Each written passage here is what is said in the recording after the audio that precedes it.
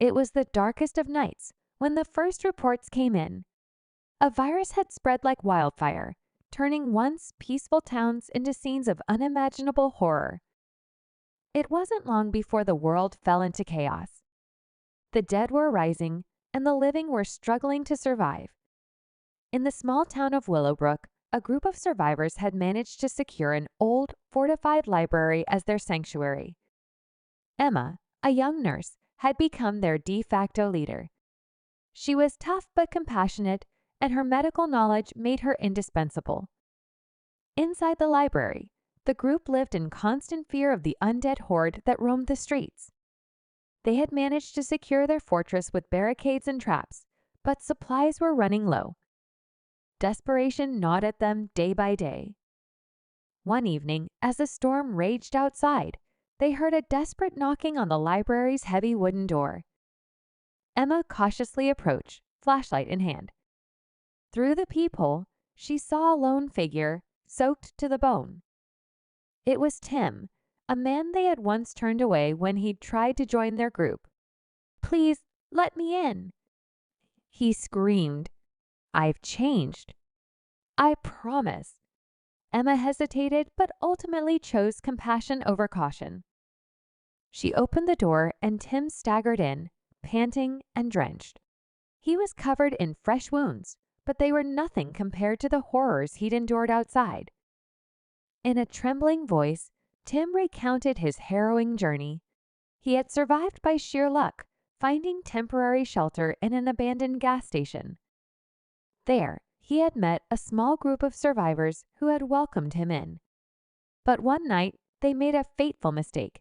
They let their guard down. The undead had swarmed their refuge, and Tim was the only one who had managed to escape. As he spoke, the library's occupants listened in horror. Their haven had been compromised. The horde had discovered them.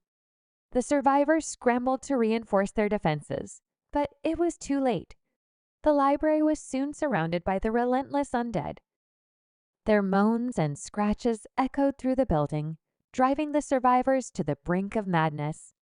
The group decided to make a desperate escape through a secret tunnel that led to a nearby church. They knew it was a risky move, but staying in the library meant certain death.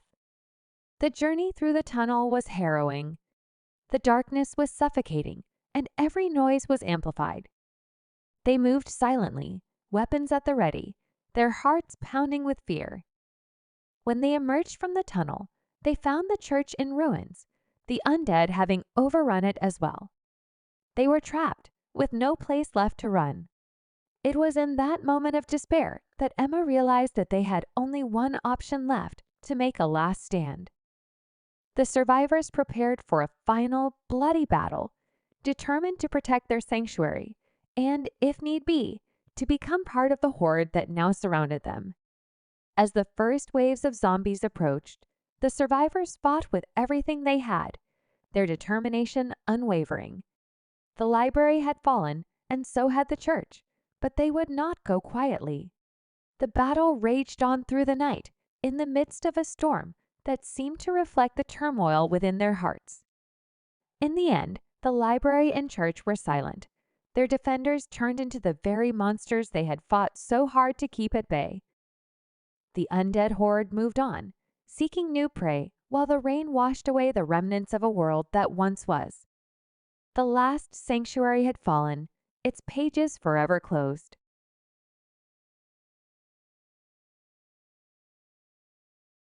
Hollowbrook House had stood on the outskirts of town for as long as anyone could remember. It was a grand old mansion with a history shrouded in mystery and whispered tales of hauntings. For years, the house had been vacant, a place where people dared not tread after the sun went down.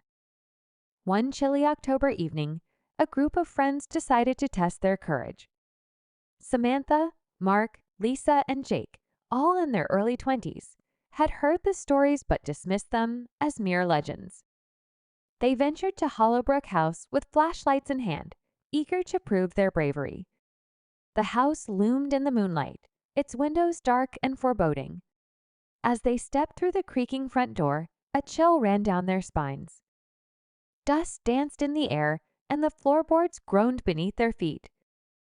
They explored room after room, each one revealing more of the house's forgotten grandeur. Faded wallpaper, crumbling chandeliers, and antique furniture filled their view. But as they ascended the grand staircase, unease settled over them like a heavy fog. In one of the upper bedrooms, they found a peculiar ornate mirror adorned with intricate carvings. Samantha's reflection seemed to shimmer strangely, and the others felt an eerie presence. Ignoring the ominous feeling, they moved on.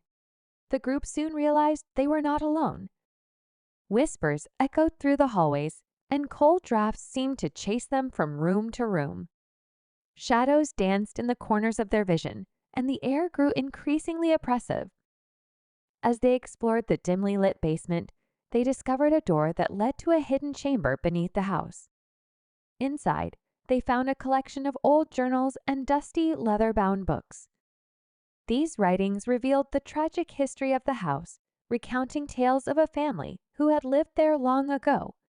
The journals described mysterious deaths, unexplained disappearances, and rituals that had taken place within the mansion's walls. The group was drawn deeper into the stories, captivated and horrified by the gruesome details. They couldn't tear their eyes away from the pages, and the feeling of dread in the room grew stronger. Suddenly, a chilling breeze blew through the chamber, extinguishing their flashlights. Panic set in as they fumbled to find their way back to the basement door. The darkness pressed upon them, and the whispers grew louder, becoming anguished cries. Finally, they burst out of the basement, gasping for breath in the dimly lit hallway. But something was different. Their friend Jake was missing. Panic swept over them as they realized he had vanished while they were immersed in the chilling writings. They searched frantically, calling out his name, but their voices echoed through the empty house. Samantha and her friends were trapped in a nightmarish labyrinth, pursued by an unseen malevolent force. They soon understood that Hollowbrook House was not just a place of legends. It was a cursed place, haunted by the tormented souls of its past inhabitants. Desperate to escape, they had no choice but to confront the dark forces that lurked within the mansion and discover the truth behind the haunting. The haunting of Hollowbrook House had only just begun, and they would need all their courage to survive the horrors that awaited them within its walls.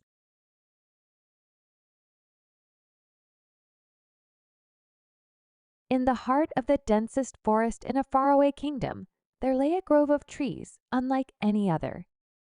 The locals whispered that these trees were enchanted, possessing magical properties that had kept the forest untouched by the ravages of time.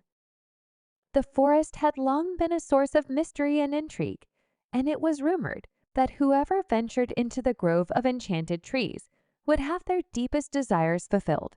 However, few dared to enter, for the stories were rife with warnings of the forest's enchantments, which could be both a blessing and a curse. One day, a young woman named Alara, full of dreams and longing, decided to venture into the forest. Her heart's deepest desire was to be reunited with her childhood friend, Lysander, who had mysteriously disappeared many years ago. No one in the village knew what had become of him, and Alara couldn't bear the uncertainty any longer. With determination, she set off through the ancient woods. The towering trees closed in around her, casting dappled shadows on the forest floor. As she approached the grove, she felt a strange sensation, as if the very air around her hummed with magic. Alara stood at the edge of the grove, gazing at the enchanted trees. They were said to respond to one's thoughts, so she closed her eyes and concentrated on Lysander. Her memories of him, the laughter they had shared, the adventures they had undertaken, all flooded her mind. Moments passed, and then the grove began to shimmer and glow with an otherworldly light. Slowly, a figure emerged from the heart of the grove, and it was none other than Lysander. He looked exactly as he had when he had disappeared, frozen in time. Tears welled in Alara's eyes as she embraced her friend. The enchantment had brought him back, and their reunion was a joyous one. They laughed and cried, catching up on the years they had missed.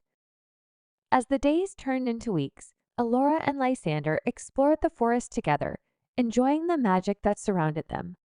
The trees seemed to communicate with them, and they discovered hidden glades filled with vibrant flowers and serene streams.